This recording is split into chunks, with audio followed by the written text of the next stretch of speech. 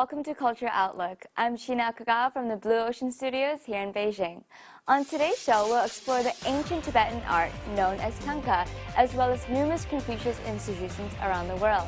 We'll take a closer look at a piece of clothing known as a 100-bird dress, and a 60-year-old local villager who combines his love of comics and history by drawing out stories on public walls. And finally, we have for you a form of Chinese performed music that has a history of over 3,000 years, known as guqin. But before all that, let's take a look at a CUO150108A county in Hunan province where a rich folk culture has existed for many years. The biannual Grass Folk Art and Culture Festival is a testament to the region's grass culture. Let's find out more.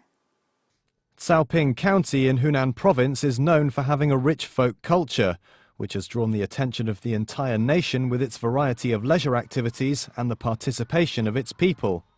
And what's more, it has also enriched the lives of the residents.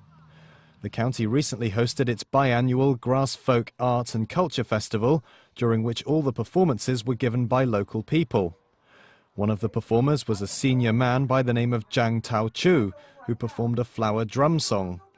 Zhang, who is 76 years old, says he has been performing folk art for over 60 years. There are many like Zhang in CUO150108A County who are also passionate about Chinese folk art and culture. According to statistics, among the 20,000 people living in CUO150108A County, there are 30 folk art groups, over 1,000 folk artists and performers, and more than 7,000 shows put on every year.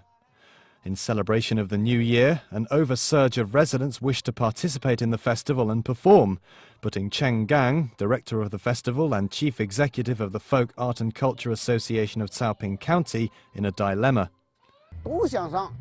有的选上了一个了，还想选2个，但是团队太多的，由于时间的关系呢，也不可能个个都上。但是我们都是选了精挑细选，选的比较经典一点的节目，精彩的节目。 In 2011, the propaganda department of the Communist Party Central Committee paid their visit to CUO150108A County to discover its folk art and culture.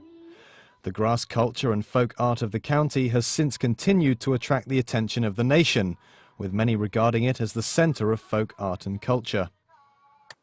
Now, tanka is a form of religious painting done on silk that can still be found in Buddhist temples in modern-day Tibet.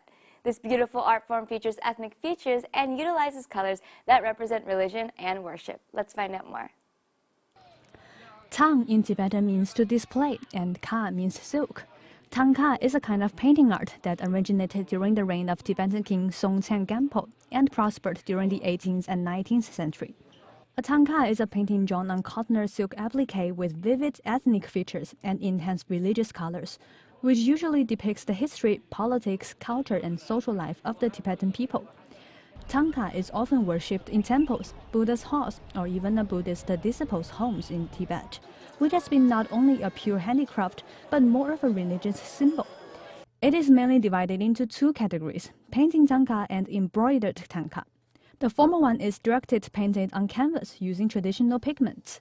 The latter is embroidered on silk setting using precious mineral gems such as gold, silk, pearl, coral, agate, cinnabar, and plant pigments such as saffron crocus and indigo.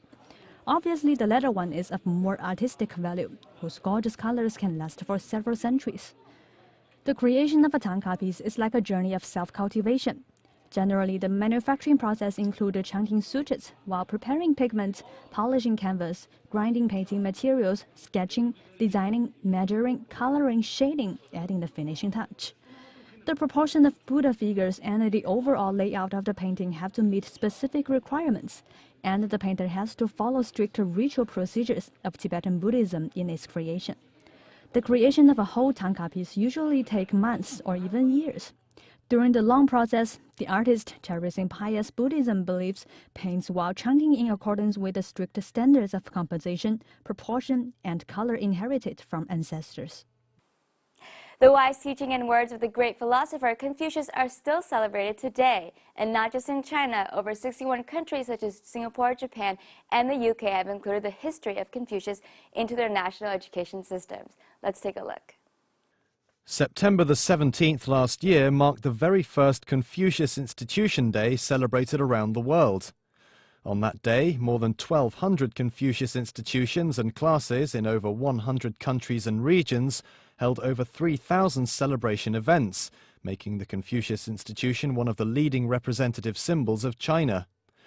Meanwhile, the development of the Confucius Institution can also be viewed as proof of interaction and exchange in communication between China and the rest of the world.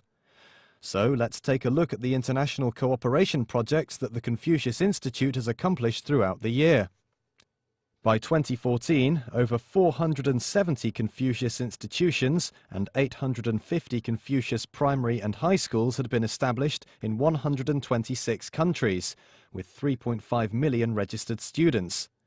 Moreover, 61 countries, including the United States, the United Kingdom, Japan and Korea, have included Chinese into their national education systems, and there are now 100 million people studying Chinese worldwide.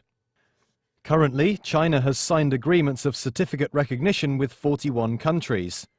The number of destinations for Chinese people going abroad to study has reached over 100, while foreigners in China come from over 200 different countries and regions. Additionally, the number of foreigners coming to China to study has reached 360,000, compared with just 1,200 over 30 years ago. In 2014 alone, more than 100,000 American students came to China to study. Now, 100-bird dress is a pretty unique name for a dress. It stems from the Miao ethnic group, and true to its name, it features patterns of nature such as birds, insects, fish, and the sun. Let's find out more.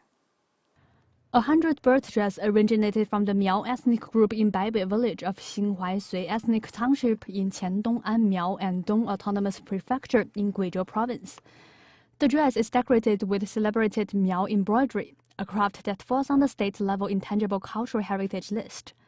Jiang Laoben, who is in her late 40s, is an inheritor of dress craftsmanship in the village, and she is well known in her province due to her superb technique. The complicated patterns and diverse designs turn fabric into beautiful outfits of excellent quality in her skillful hands. A 100-bird dress is made of Miao hand-woven cloth, pieced together with brocade silk in different colors, including red, yellow, green, and blue. Rich mixture of exquisite patterns such as flowers, birds, insects, fish, butterfly, and sun and other natural creatures are sewn around the chest pocket and corset. The hem of the skirt is made of embroidery and batik, with a circle of bird featured on the decorative bottom edge. The dress, with its diversified colors and unique patterns, is highly valued by the Miao ethnicity and has earned the reputation of the epic of Miao worn on the body.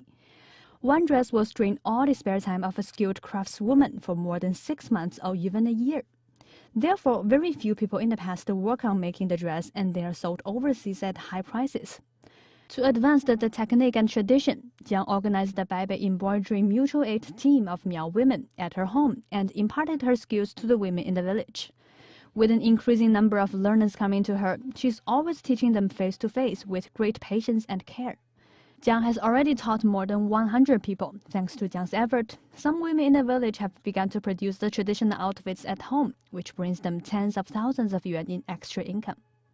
The 66-year-old man shows his passion for comics and the great history of his country by drawing out stories and myths on the walls of his village. Let's find out more. Recently, walls covered with drawings of comics have been seen in Qingcun County in Hebei province. Some of them feature stories of the history of the county, while others highlight ancient tales and myths of morality. These drawings have certainly caught the attention of local villagers and passers-by, and it continues to surprise many that the creator of these wall comics is a 66-year-old villager by the name of Ma Yu-tsai. Ma joined the county government at the age of 19 and stayed after his retirement to become a gate guard. In 2011, the county government planned to build a so-called comic culture wall in every village, and Ma undertook the assignment and started drawing on the wall. 我哥愿意画，大伙儿也愿意看。每到各村里呢，都是我在那看着，我就在那一样画，这个后边这个身后呢，就这个一大群人，就那个全都在那看，所以我看到这个我这个画呢，受到了大伙儿的青睐，受到了大伙儿的认可，我个人心里也很高兴。 Ma intentionally asked some young people to help him look for pictures and scripts online to make the style of the painting more modern and easy to understand. Using all the resources as an inspiration, from captions to photos and layouts, makes every comic culture wall different.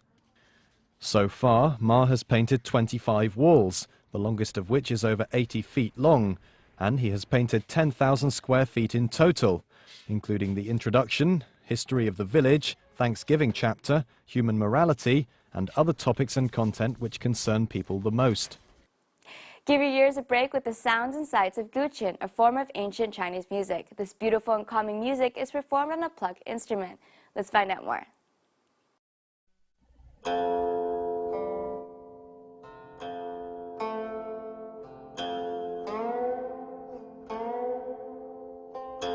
Smooth and steady, deep and low, beautiful and exquisite. These are all the key components of the perfect piece of guqin music. Guqin is a type of music performed on one of the oldest plucked instruments and has a history of over 3,000 years. The music you are listening to is being played by Wu Na, a famous Chinese guqin player. Recently, she went to Germany to record an album that was largely improvised. The album has not yet come out and was the source of a heated debate on the internet. Some people were greatly looking forward to listening to it, while others saw it as a threat, an aberration of traditional Chinese classic music. 我觉得这个破坏，它是来源于一个说，你必须要有一个非常非常深厚的一个传统的基础。 很坚固的一个东西之后，你才可以去尝试着去破坏它，因为然后这个破坏事实上它带来的不是说是一个毁灭性的破坏，而是一种重新的解读，甚至于是一种重新的建构。Wu Na was influenced by her uncle, who was a musician and had studied music since a young age. In 1991, she was admitted to the Central Conservatory of Music Junior High School, a famous conservatory in China. Wu Na spent her school days at the conservatory.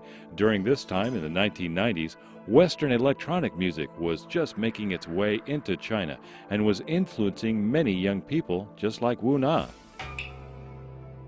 She would always listen to electronic music. Western electronic music and experimental art broadened her horizons with regards to guqin music. The first time she improvised guqin music was when she was invited to do the musical score for a traditional Chinese film.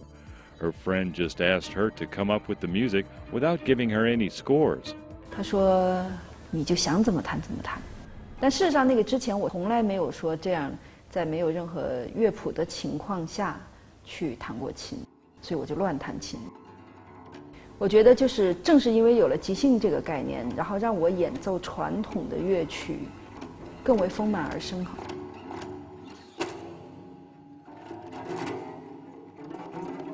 因为我自由了，完全就是在一个极为自由而自在的这样的一个前提下，你重新去解读。 那些音符和那些音符背后的东西。Wu Na says that improvisation doesn't mean playing without style. Music should be played according to preset points and the experience of the player. Improvisation requires very solid basic skills and rich experience. 10 years ago, she founded Beijing's first guqin classroom. So far, she has moved her classroom 5 times. She not only plays, but also has to deal with management, operations, billings, and lighting issues. She says that she is dedicated to practicing her music in the refined and traditional way, but this certainly doesn't mean that she must be closed off to other possibilities in the outside world. Well, that's it for Culture Outlook today. Thanks for watching. For more information, go to our website at www.bon.tv. I'm Shina Kagawa in Beijing, and see you next time.